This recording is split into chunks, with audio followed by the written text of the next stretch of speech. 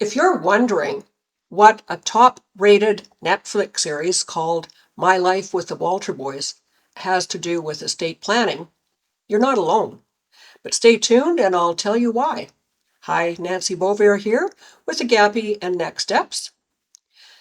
I recently started watching a Netflix series called My Life with the Walter Boys.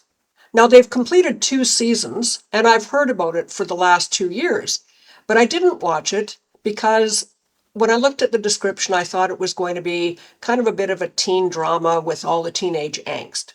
And while that's true, I did start watching it for a couple of reasons.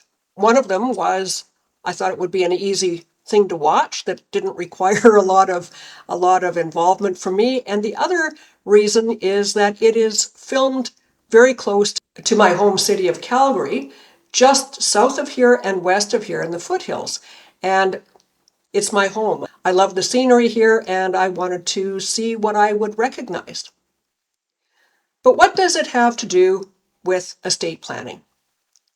Well, in order to explain that, I'm going to have to tell you a little bit about the storyline. So if you've already watched the series, please bear with me. If you haven't, sorry, a bit of a spoiler alert, but I'm going to just give you a bit of a brief description here.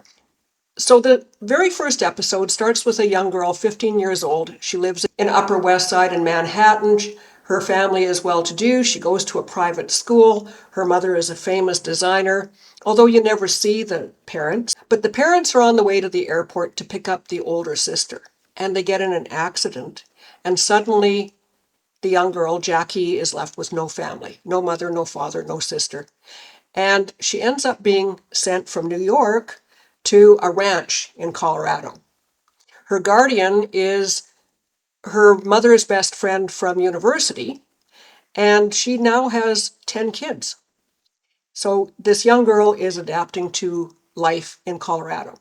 So here's where the twist is, where it comes to estate planning. By the time I watched the first 5 episodes, it became pretty evident that there was no estate planning done. I think it actually was in the 5th episode that it came up that the woman who was named guardian on a will that had been written 15 years earlier. And at that time, the woman and her husband had 3 children. Well, now she has 10. And now she's got this additional person who is now living in the house that she's guardian of. So that's the first big lesson from the Walter boys is you need to update your will. You need to keep current. You need to see how things change. Now, the girl's mother did have a younger brother, but at the time that she did up her will, the young brother was kind of carefree and traveling around and was not responsible enough to have become a guardian. Of course, now 15 years has gone by, and the younger brother is now a well-established businessman, very well-to-do, and could very well have become the guardian.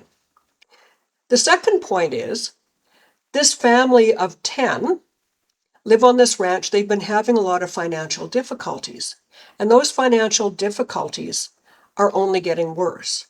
They're not resolving themselves. I found it curious that these well-to-do parents had not set up an insurance policy or a trust or something to go to the guardians, to go to the young girl, to allow for, in the event of their demise, to allow for either of their children to have been properly cared for. Now, of course, had those things happened, the whole dynamic of the story wouldn't be what the dynamic of the story is. But I wanted to bring that up because there are so many things every day that present themselves that talk about the need to do proper estate planning, whether it's in pop culture like a trending drama on Netflix, or whether it's just somebody that you come across in your life. I'm sure that all of you out there have come across some instance, somebody you know, that something has happened to them and they weren't prepared. Maybe it's been somebody in your family, maybe it's even been you. So estate planning is not a morbid subject. It's not simply about talking about when you're going to die. It's talking about taking care of the people that you love, making sure that you are planning so that if something does happen and you do pass away suddenly, unexpectedly, or you become incapacitated, that those you love are still cared for. And not only that, an added bonus is that when you get this planning done and you've structured all aspects of it, including your finances and your tax planning, it helps enhance the style of your life now while you're living. There's lots of really good reasons to take a look at proper estate planning.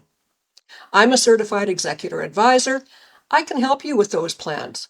If you already have a plan, but you haven't reviewed it for a while, I can help you with that as well.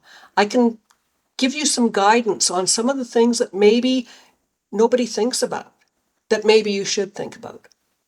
So thanks very much for joining me here today. Keep your eye open for all those things that can happen in everyday life. And please use this as an impetus to start taking a look and start moving forward on your own estate planning. Reach out to me anytime. I'm here to help. Thanks for joining me. Talk to you next week. Bye for now.